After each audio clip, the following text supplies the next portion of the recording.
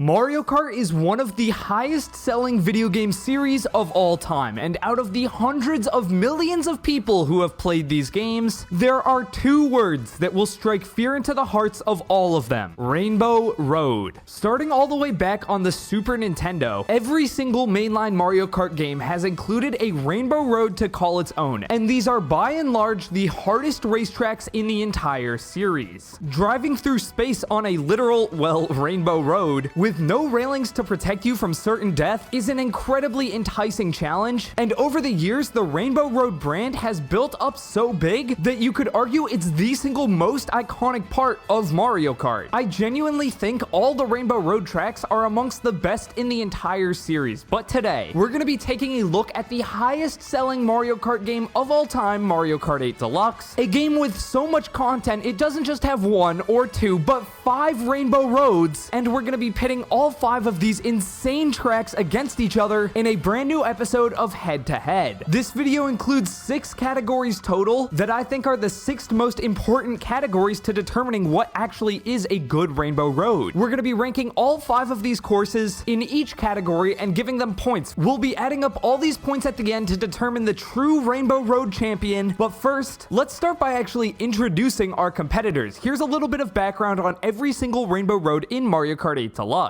Starting off with Mario Kart 8's own Rainbow Road, this course was obviously introduced in Mario Kart 8 on the Wii U. 8's Rainbow Road is a pretty big departure from other Rainbow Roads in the series, as it leans into a quasi-realistic space station setting, complete with fans at the starting line and even an off-road. The second Rainbow Road you'll be encountering in this game is the remake of the N64 Classic. The original N64 course was known for its incredibly long duration, which Nintendo has actually changed here by making this a segmented track, so you only have to complete one full lap on it. The course itself has a gold tint, lending to its majestic feeling. The next Rainbow Road is the SNES Rainbow Road, which was added into Mario Kart 8's DLC all the way back on the Wii U. The SNES Rainbow Road is by far the most basic from the bunch, as it's a completely flat surface, but with no railings to speak of, enticing shortcut jumps off the edge, and thwomps trying to kill you. What it lacks in surface level complexity, it more than makes up for in its difficulty. Next, we get to the Booster Course Pass. This is 3DS Rainbow Road. Like the N64's Rainbow Road, this is a segmented track, meaning you only have to do one full lap on it. However, unlike the N64's Rainbow Road, this is actually how this course was designed, and it shows. The 3 laps play wildly differently from each other, allowing for unique locations we've never actually seen on Rainbow Road, such as driving on planets' rings and a moon. Lastly, we have the Wii's Rainbow Road. The final track out of all 96 courses in Mario Kart 8 Deluxe, Wii's Rainbow Road is the ultimate send-off. Half pipes, sharp turns, and massive drops make up this chaotic conclusion to the Mario Kart 8 Deluxe game. Now that we know our contenders, let's jump into the categories. The first one is the graphics. Now, this will be the case for every category, but I feel like I should say it here. These rankings are subjective. If you disagree vehemently with something I say, leave a comment down below. This is my video, so I'm gonna give you my takes, even if they're not necessarily what the community might deem to be true, but I'm more than happy to further elaborate and discuss with you guys in the comment section. Starting off graphically, I'd be remiss if I didn't start with the Wii U version of Rainbow Road. This was the first ever Rainbow Road developed ground up for HD, and it shows. Even just sitting at the starting line, you're able to see so much detail. Whether it's the spinning ring of the space station itself, the floating astronaut toads and question mark packages, the massive grandstands, or the way the road in the distance gently shimmers as the colors actually change. There's so much going on here. There's a blooper spaceship, little satellites peppered throughout the course, but because the course operates on such a breakneck pace, I feel like I'm seeing new things every single time I drive it over 10 years after it initially released. The sun glinting off these rotating solar panels here on the bottom of the massive space station you drive through is just such a beautiful touch. Every Rainbow Road in Mario Kart 8 Deluxe looks really good. There's no doubt about it. However, this Rainbow Road, partly due to its space station theming, allows for by far the most interesting graphical style here. Mario Kart 8's Rainbow Road takes the cake for the graphic category. Coming in at second place though is Mario Kart Wii. It kinda surprised me that the 2 Booster Course Pass Rainbow Roads didn't finish dead last in the graphical department, as generally I believe the Booster Course Pass looks straight up worse than the main game. However, Wii's Rainbow Road is doing the most it can to get rid of that negative stereotype. Starting off the course by going down this massive hill to be greeted with a field of asteroids and star bits from Mario Galaxy really set the tone for this one, and sections like the glider ramp just feel so ethereal that it truly deserves the second place in this ranking. Coming in at third graphically is N64 Rainbow Road. When talking about the course itself, there's not a ton going on here. You have a couple of standard chain chomps and a train that flies by, but the massive town underneath you, with lit up Christmas trees and cars driving around, paired with the fireworks exploding occasionally in stencils of Mario characters, this is a very visually appealing course. And then coming in at number 4th, granting it 1 point, is SNES Rainbow Road. I love the aesthetic of this one. The fact that we're not actually that high up off the ground grants us a great look at these Mario World looking mountains and these lit up little toad houses. The light fog beneath you and the thwomps getting in on the rainbow action look really good too. And then finally we have 3DS Rainbow Road. I hate putting this one in last place here because this is not a bad looking track at all. However, comparatively, it definitely does look a bit worse. The skybox here is really nice. The purple looks great, but besides that, there's just not a lot going on. If you come to a stop by getting hit by an item on sections like driving on the moon, it kind of reveals pretty poor texture work here, which looks bad, especially compared to when you drive on the moon in this same game's lunar colony battle map. Entering lap 3's spinning tube is another example of this. It doesn't really look bad by any means, but when every other Rainbow Road is consistently great, having just okay sections like this nets it the worst spot. Before we move on to the next category, if you're enjoying this video, hit the like button and subscribe. We're so close to 250,000 subscribers, which is an insane milestone. I've been doing YouTube since 2017, and hitting 250,000 subs just doesn't even feel real, even all these years later. So thank you guys, and if you aren't subscribed and want to see more content, that's the best way you can support. Alright, back to the video. Next up, we have the layout, arguably the most important category in this entire video. If a Rainbow Road does not have a fun layout, then what is the point of driving on it? Luckily, this was one of the hardest categories to judge in the entire video, because it's really hard to come up with complaints for any of the Rainbow Roads. Well, all except one. Let's go backwards here, starting off with the worst layout, that is the N64's Rainbow Road. On the surface, you might be confused as to why I said this one's the worst. Well, I could point out all the guardrails that prevent falling off on a course that's supposed to be designed to make you fall off. I could also point out how after you encounter 2 chain chomps in the middle of lap 2, you're pretty much just taking giant banked turns until you get to the finish line. However, this course's biggest sin in the layout department is single-handedly the fact that they turned this course, which was supposed to be a bastion of stamina, a course that truly tests your might as it took so long on the original, into one of the shortest courses in the entire game by turning it into a 1-lap course instead of the usual 3.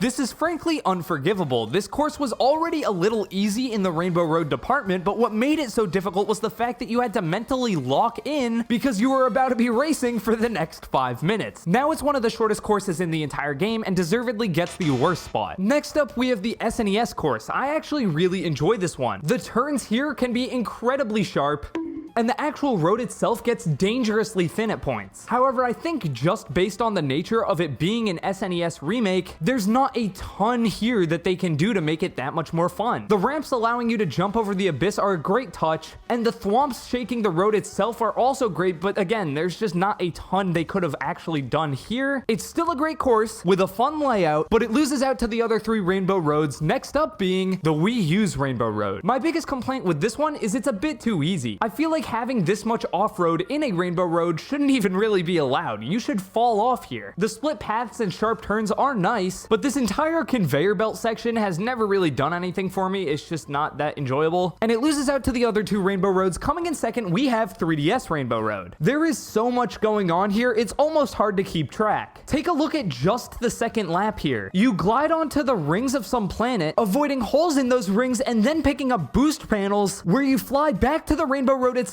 hitting more boost panels, avoiding the holes in the middle of the floor, falling down to the moon, tricking off craters, and that's all just in 1 lap. Unfortunately, there's a reason I picked the second lap here, and that's because it is by far the best out of all 3 laps. The first one isn't bad at all. It's your standard Rainbow Road affair, but the layout of Rainbow Road 3DS really falters when it comes to the third and final lap. Conveyor belts lead you into this giant rotating tube where you have to try and hit all the boost panels, but it's not that fun. And then if you're skilled enough to get a glider panel at the end, you just kind of fly, take 1 turn, and you're done. If you don't, well, just hit these boost ramps. I don't really know what's going on here. There's a bunch of split paths, but they're not really actually split. In the 3DS version, you could glide, bump into an asteroid, get a bunch of extra airtime from these boost rings, but that's all gone in the remake, and this makes for an incredibly boring finale to a very fun course, which is why it loses out to the course with the best layout, that is Wii Rainbow Road. This course doesn't change every lap, nor does it really do anything incredibly unique, but the layout perfectly encapsulates what a Rainbow Road should be. First things first, this course is damn hard. Very few railings are present, and there are some incredibly sharp turns that you will not be able to make, especially on 200cc, unless you're able to brake while you're taking them. The entire course is littered with boost panels, which offer a great risk versus reward mechanic because oftentimes that will kill you as you drive straight off. The half pipes here are a great touch. The glider ramp gives you a second to catch your breath, but you're not actually taking a break from the action since it's so quick. Wii Rainbow Road is everything a Rainbow Road should be from a layout perspective. It's hard, it's challenging, but incredibly rewarding and super fun to pull off. Next, let's talk about the shortcuts. Despite being the quasi-final boss of Mario Kart, most Rainbow Roads are not known for their shortcuts because they're incredibly restrictive. You can't really do anything except for just go straight. There's no off-road shenanigans or weird geometry you can clip into here, especially in Mario Kart 8 Deluxe. So the worst Rainbow Road here is once again the N64 version. The shortcuts here, well, there aren't any. Not only are there no shortcuts, but apart from these couple of boost panels at the end, there's really no way to actually increase your time apart from just taking faster lines. Some people may like that, but in my opinion, the key to a great Mario Kart track is including one or two shortcuts, which N64 Rainbow Road doesn't. Neither does 3DS Rainbow Road. However, it's a little bit higher than the N64 variant, just because there are some ways you can speed up your time here. There are more boost panels to hit and faster paths to choose, like not falling down to the moon until all the way at the end of the wavy road. Next, we have SNES Rainbow Road.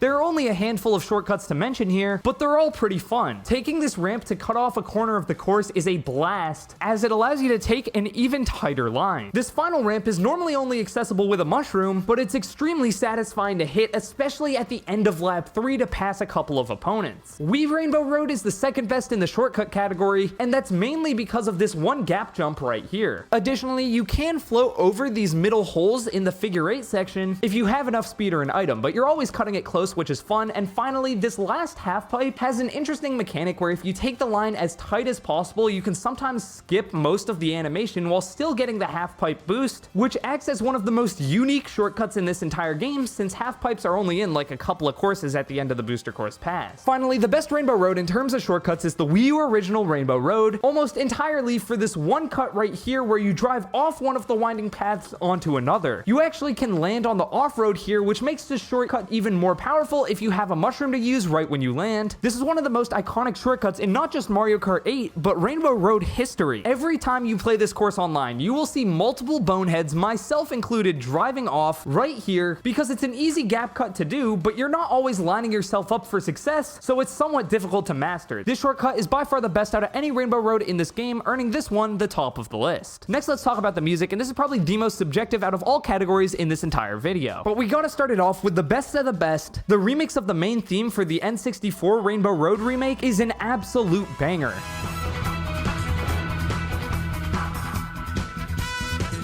The drum beat on this one is constantly moving you forward. It almost sounds train-like in that sense, and it adds a great sense of energy to this track. The trumpet playing the melody eventually gets layered on top of with more trumpets, truly adding to the almost royal vibe that this song gives off. And the electric guitar coming in afterwards is just heat. This song just feels like Rainbow Road. I really wish I had the words to describe it better than that. At number 3, we have Wii's Rainbow Road. This piece heavily focuses on electric synthesizers rather than the Mario Kart 8 like live band that they performed a lot of the songs with. However, I think in this specific case, it works wonders.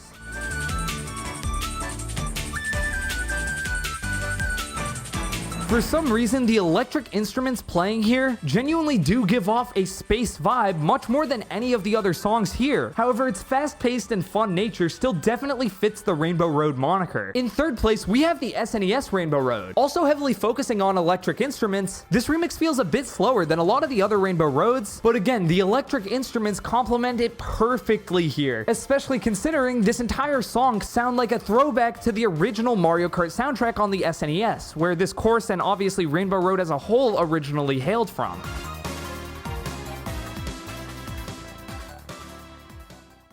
Next, I gotta give fourth place to the Wii U Rainbow Road. I'm gonna be honest here, this one doesn't really do anything super crazy. The electric guitar slaps, but besides that, it's your standard Rainbow Road song.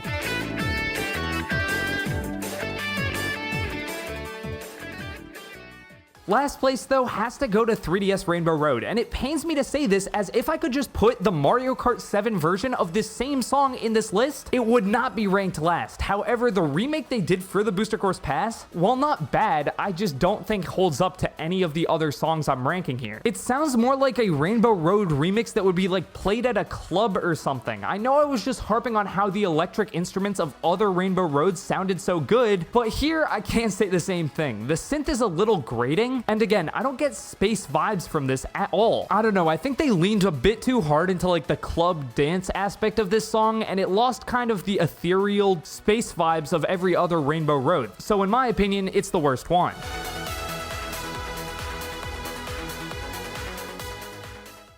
To define the creativity category, I'm really just saying, does this Rainbow Road do anything out of the blue? When I think of this Rainbow Road, what comes to mind? And is that something that comes to mind something that is unique to this Rainbow Road? The winner here is undoubtedly Rainbow Road for the 3DS. Mario Kart 7's version of Rainbow Road is by far the most unique in the entire series. Flying on the rings of a planet is so creative that I'm shocked it took them 7 Mario Karts to actually do this. Not to mention the 3 laps in this course being entirely different, Mario Kart 7's Rainbow Road sweeps the creativity department. However, next I have to give it to the Wii U's Rainbow Road. It felt like they committed to the idea of having branching paths more than any other Rainbow Road in this game. And while I'm not personally a huge fan of this section, driving on a satellite with conveyor belts switching their directions is undoubtedly creative and propelled this to the second spot. In third place for creativity, we have the Wii version. I absolutely love this section here that emphasizes the half pipes. Launching through this glider is super fun, and overall I think this Rainbow Road takes a lot of the best elements of other Rainbow Roads, which is why it's not higher in terms of creativity, but it executes them great, so, you know, it deserves the middle spot. Next, we have the N64 Rainbow Road. Not a whole lot to talk about here in terms of creativity. Obviously, the track they're remaking was like the second Rainbow Road ever, so this isn't necessarily the fault of the course itself, but there's just not a lot going on here. Same with SNES Rainbow Road. Again, the thwomps are a nice touch that do make this course stand out as iconic, but there's only so much they could have done here. It's not like this course isn't creative, but it's less creative than every other Rainbow Road.